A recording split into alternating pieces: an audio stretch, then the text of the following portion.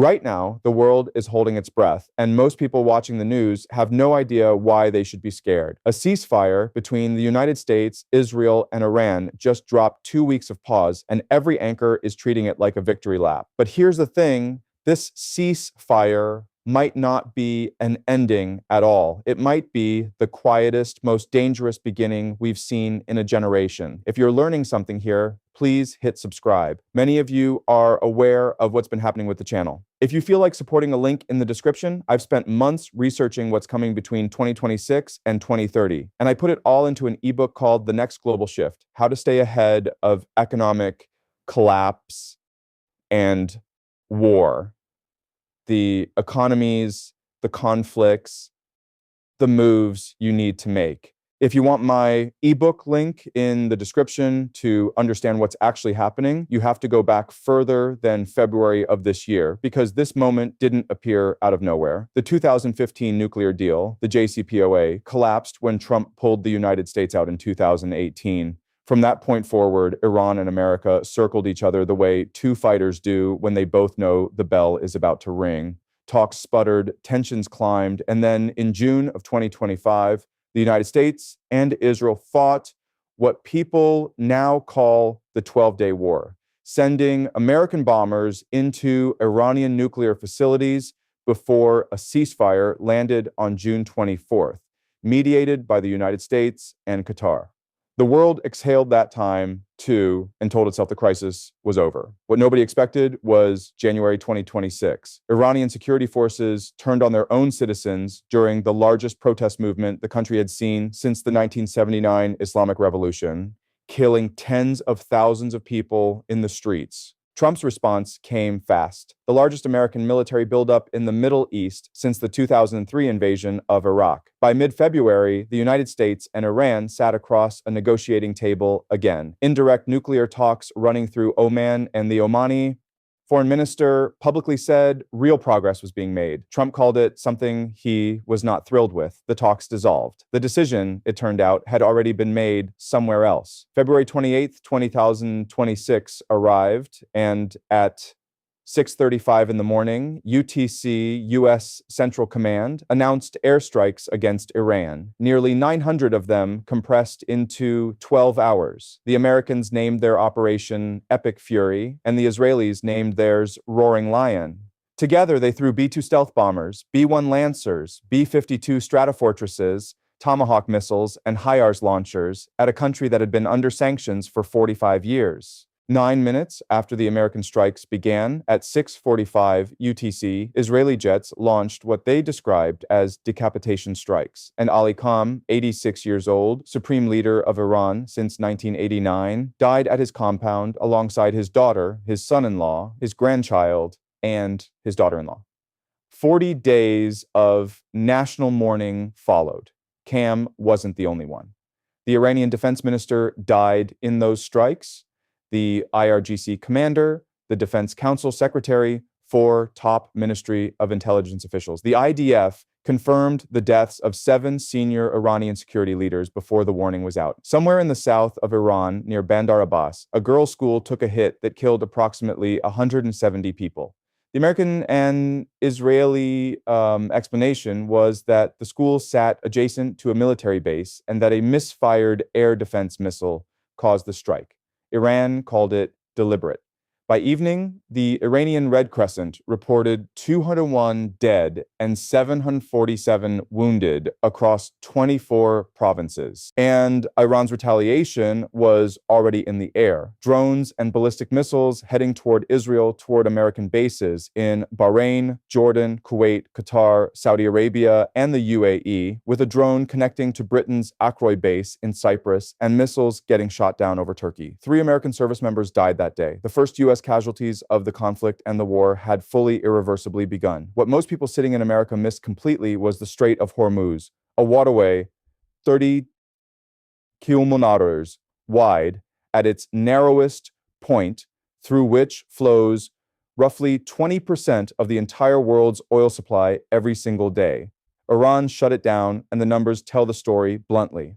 On February 26th, 2 days before the war started, AAA recorded the national average for a gallon of regular gas at $2.98.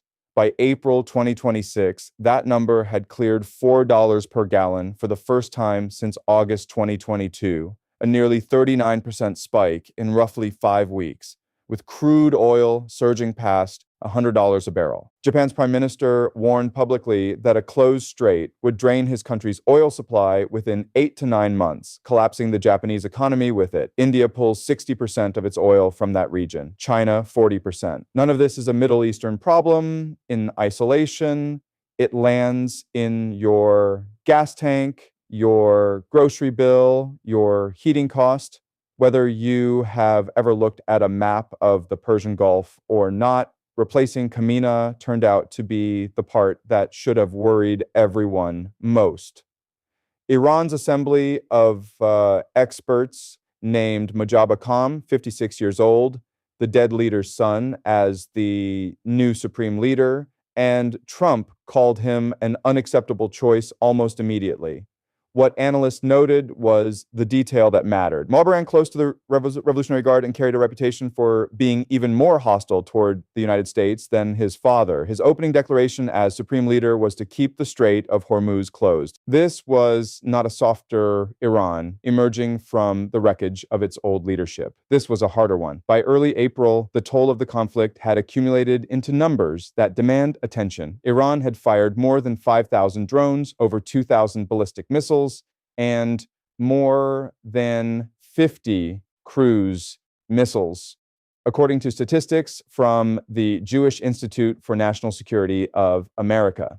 Qatar, one of the world's top natural gas producers, announced it would take years to restore its output after Iranian strikes shredded its energy infrastructure. Gulf Arab nations that had spent decades building reputations as safe, wealthy, stable hubs for global business watched that reputation dissolve in real time. Then came April 7th, 2026. Trump posted on Truth Social before his 8 p.m. Eastern deadline, and his words were verbatim: "A whole civilization will die tonight, never to be brought back again." Congressional Democrats called it a potential war crime. Pope Leo XIV, the first American pope, stood in St. Peter's Square and called for peace, describing attacks on civilian infrastructure as a sign of the hatred, the division, the destruction. Less than 2 hours before that deadline expired, Pakistan brokered a ceasefire with Prime Minister Shahbaz Sharif's government operating as the go-between for Washington and Tehran. Iran's foreign minister, Abbas Araghchi, publicly thanked Sharif. Behind the scenes, China delivered the final nudge that pushed Iran to accept. Trump's Truth Social post read, "This will be a double-sided ceasefire." The reason for doing so is that we have already met and exceeded all military objectives and are very far along with a definitive agreement concerning long-term peace with Iran and peace in the Middle East. Iran's Supreme National Security Council confirmed the deal and claimed victory in the same breath, declaring that nearly all war objectives had been achieved.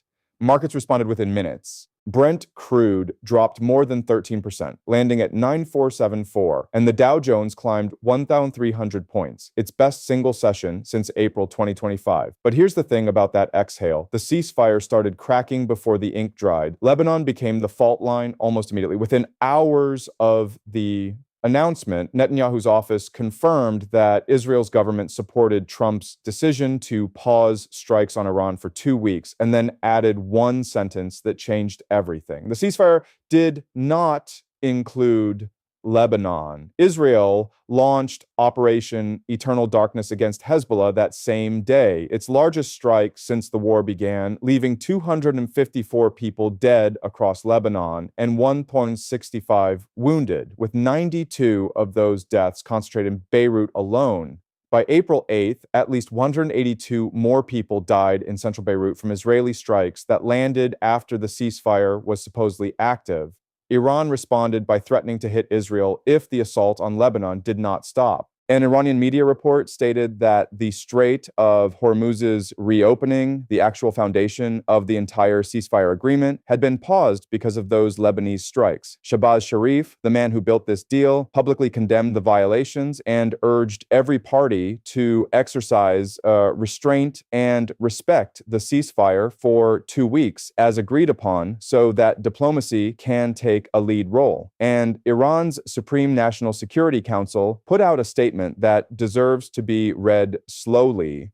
Our hands are on the trigger, and the moment the enemy makes the slightest mistake, it will be met with full force. Underneath all of that sits a nuclear question, unresolved and immovable. All of Iran's highly enriched uranium remained inside the country, likely entombed at the enrichment sites American bombers struck during the 12-day war the previous June. Trump stated that the United States would work with Iran to dig up and remove that uranium, and Iran offered no confirmation of that plan. Trump and Netanyahu demanded complete dismantlement of the Iranian nuclear program and Iran's 10-point peace proposal. The document Tehran submitted as its terms for the ceasefire rejected that demand outright. What started this whole conflict, the thing every press conference cited as a justification for nearly 900 strikes in a single morning, remained completely unresolved. None of that mattered to the Pentagon's budget request, which came in at more than $200 billion in additional war funding, a number that signals the United States government is not planning for a short conflict. Director of National Intelligence Tulsi Gabbard told the Senate that Iran's conventional military capabilities have largely been destroyed, and then added the part that most headlines buried. The regime appears intact. Here is what this war has cost the people who had the least say in it. Across Lebanon, more than 600 people have died, and over 1 million have been displaced. More than 1/6